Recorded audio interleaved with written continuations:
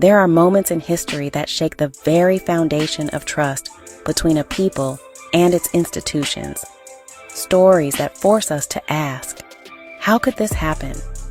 How could human lives be treated as mere test subjects, forgotten, discarded, and betrayed? Today, we're diving deep into one of the most infamous and unethical medical experiments in U.S. history, the Tuskegee Study of untreated syphilis in the Negro male. But this isn't just a story of government deception.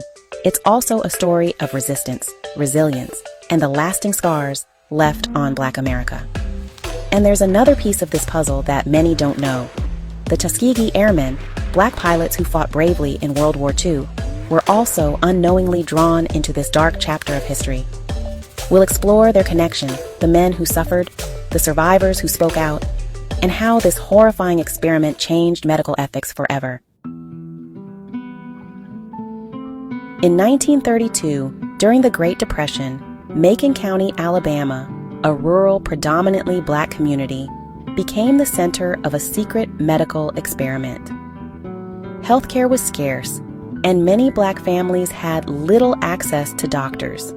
That's when the U.S. Public Health Service, in collaboration with the Tuskegee Institute, stepped in. They claimed they were launching a study to help treat what locals called bad blood, a vague term used for a variety of illnesses. But the truth was far more sinister. 600 Black men were recruited for the study. Of them, 399 had syphilis and 201 did not. None of them were told they had the disease. None were given treatment. Instead, they were promised free medical exams, hot meals, and even burial insurance. These men, husbands, fathers, and sons, believed they were being cared for. In reality, they were being observed as their health deteriorated. This was not a medical study. It was an experiment in human suffering. Even when penicillin was discovered as a cure for syphilis in 1947, these men were deliberately left untreated. The U.S. government had the means to save their lives, but instead chose to watch the disease run its course. Some of the men sought treatment elsewhere, but when they did, government officials stepped in and warned local doctors not to treat them. They were marked, tagged, and essentially sentenced to death. Their wives became infected. Their children were born with congenital syphilis. Entire families were torn apart, all for the sake of a cruel scientific observation. But the Tuskegee Study didn't just affect these men, it extended beyond them. At the same time this study was taking place, the Tuskegee Airmen were making history.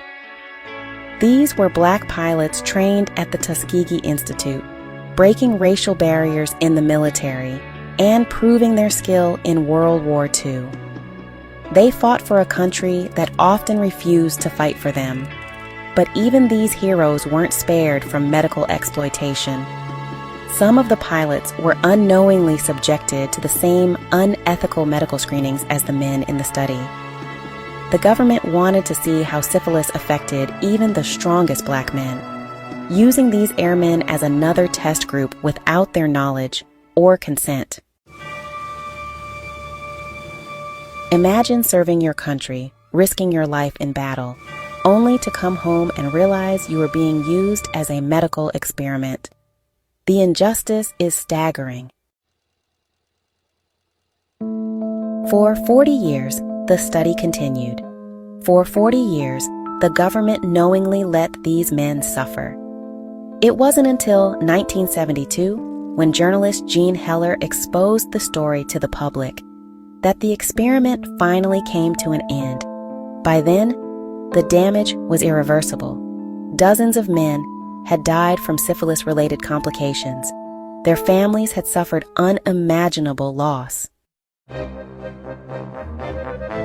a class action lawsuit followed, and in 1974, the government was forced to settle, awarding $10 million to survivors and their families.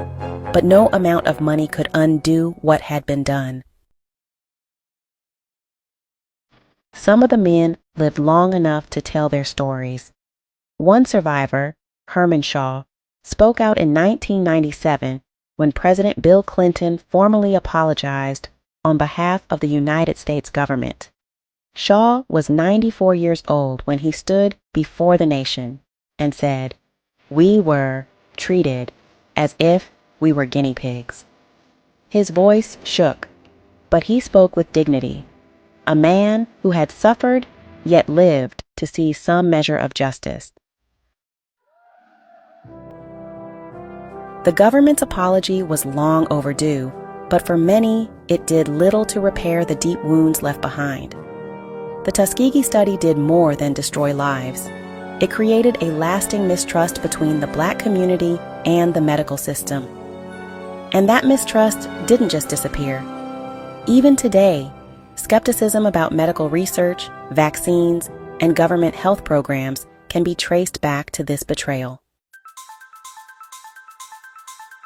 But the study also forced major changes in medical ethics.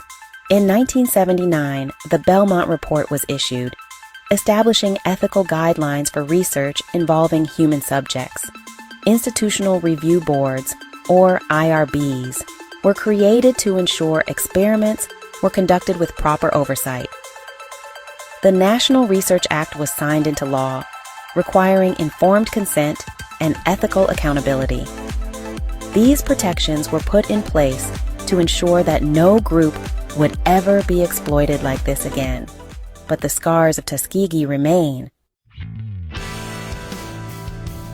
So what do we take away from this? The Tuskegee Study is not just a dark chapter in history, it's a warning, a reminder of what happens when racism, power, and science collide without ethics or accountability. We remember the men who suffered. We honor the Tuskegee Airmen, whose legacy should be one of valor, not victimhood. And we demand that history never repeats itself. Because if we forget, we risk allowing it to happen again. This has been the BLK History Channel. If you found this story important, please like, share, and subscribe. Thank you for your support.